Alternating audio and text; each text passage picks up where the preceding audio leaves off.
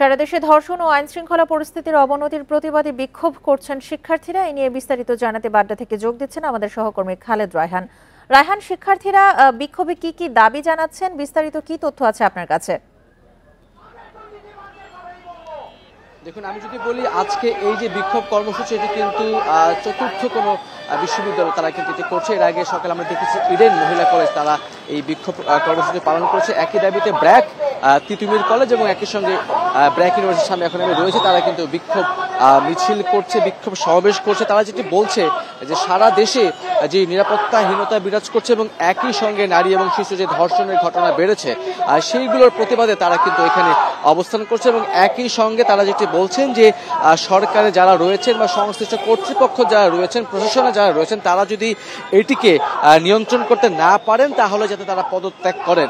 তারা যেটি বলছেন যে দেশব্যাপী যে বেশ কয়েকটি ঘটনা ঘটেছে, যে ধর্ষণের ঘটনা ঘটছে, চুরি ছিনতাইয়ের ঘটনা ঘটছে, সেখানে যারা অপরাধী রয়েছে তাদের নাম প্রকাশ করতে কথা তারা বলছেন। এবং একই সঙ্গে তারা যেটি বলছেন যে যারা অপরাধী তাদেরকে দ্রুততম সময়ের মধ্যে শনাক্ত করতে হবে এবং অপরাধ সংগঠনের যে মাত্রা সেটিকে কমিয়ে আনতে হবে।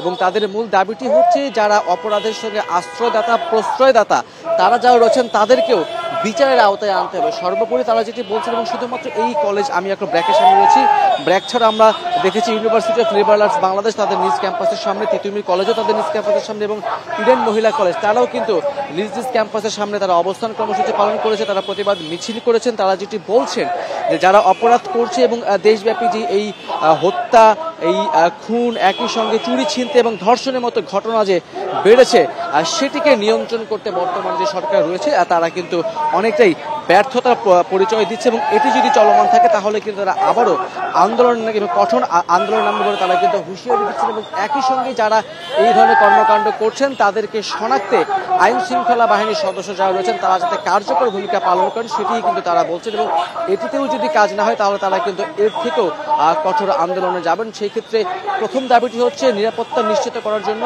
প্রয়োজনীয় পদক্ষেপ যাতে গ্রহণ করা হয়। সেটি যদি সরকার করতে না পারে তাহলে স্বরাষ্ট্রমন্ত্রীর পদত্যাগ সহ সংশ্লিষ্ট দপ্তরে যারা রয়েছেন তাদেরও কিন্তু পদত্যাগ কামনা তারা করছেন, যদিও তারা চাচ্ছেন মূল বিষয় তাদের হচ্ছে নিরাপত্তা নিশ্চিত করা হবে।